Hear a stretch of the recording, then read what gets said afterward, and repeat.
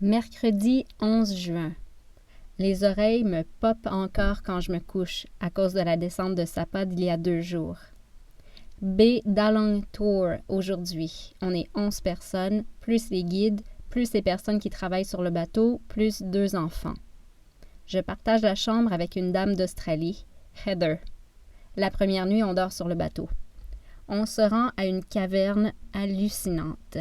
Stalactites, il y a plusieurs salles, c'est immense. La caverne d'Ali Baba, je crois. Dommage, je filais étourdi. À cause du bateau, évidemment. Puis on est arrêté à un mini-village flottant. Ceux qui faisaient le trip de 2 jours seulement ont fait du kayak, les autres, on attendait.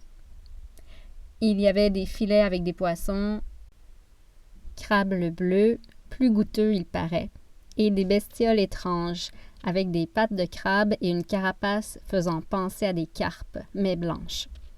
Puis on a mis l'ancre pour la nuit, saucettes dans l'eau, souper.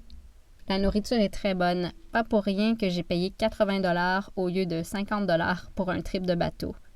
Ce qui m'agaçait par contre, c'est que les Vietnamiens, la guide et ses enfants, l'autre guide, les cuisiniers, etc., avaient plus de bouffe que nous.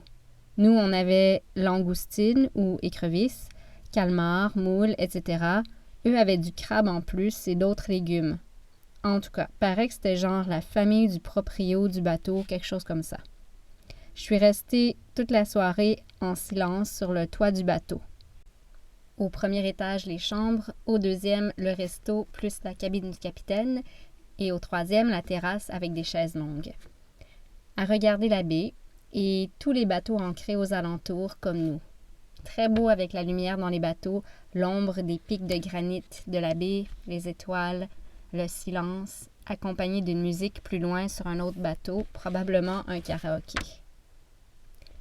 Jeudi 12 juin. Le seul hic, c'est qu'on nous fait tout le temps attendre. Le Vietnam manque vraiment d'organisation pour ce qui est du touriste en tout cas. On va sur l'île de Cat Ba avec des bicycles une vitesse, on se rend à un petit village. Une chance que ce n'était pas loin car la route était encore une fois très ordinaire. Je devais débarquer pour monter les côtes à cause de la seule vitesse. Dans l'après-midi, on a mis l'ancre dans la baie, puis on a sauté à l'eau, puis nagé jusqu'à une des minuscules plages. Le soleil s'est même pointé. Je suis partie faire un tour en kayak. Ça fait du bien de faire un peu d'exercice. On retourne sur l'île de Cat Ba, à Cat Ba City cette fois. Je partage la chambre avec la mère et ses 2 enfants et sa sœur qui arrive. Ils seront 4 dans un lit.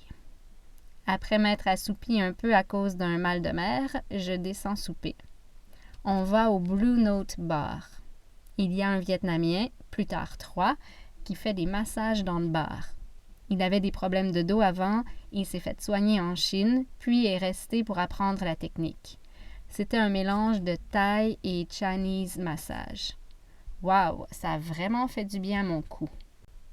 50 000 dong, soit un gros 3$. Il y a une Américaine dans le groupe, mon âge à peu près. Elle est végétarienne à ses heures. En fait, elle ne mange pratiquement rien de ce qu'on lui offre. Même ce qu'on prépare exprès pour elle, elle le refuse.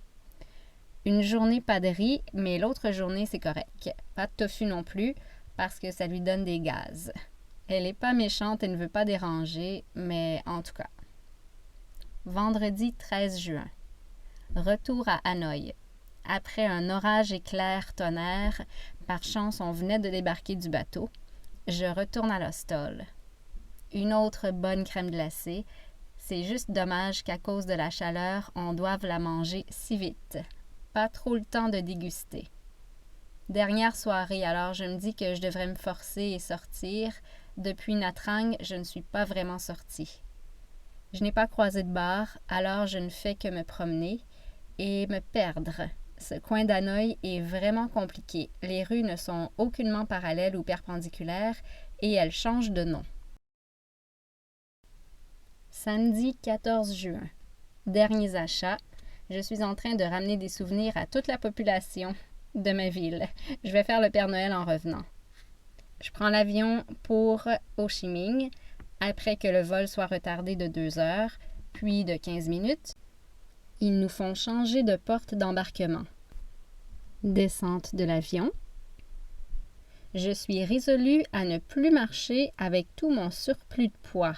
Haha, mes bagages. Et j'en ai assez des motos, surtout avec tous mes sacs dans le trafic. Mais les taxis essayent de me faire payer 3 fois le prix supposé, alors je me rends jusqu'aux motos.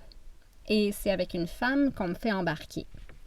C'est que j'ai du stock, c'est plus dur à garder le ballon de la moto. Je la truste pas. J'aime vraiment pas ça, en fait. En plus, elle ne me débarque pas au bon hôtel. Le même nom, mais ils ont 3 hôtels et celle-là est plus chère. Je demande à la réceptionniste les directions pour me rendre à l'autre hôtel. Il me dit « right », mais me pointe la gauche. Je lui redemande. Finalement, il me dit « left ». C'était à droite, le bon chemin. Donc, je marche et marche. Fuck, je retourne de bord. À la deuxième moto, j'accepte. Moitié du prix que la première. J'arrive au fameux hôtel. C'est full. J'enrage. Je traverse la large rue. Jamais le fun. Je rappelle que je suis à Ho Chi Minh. Full.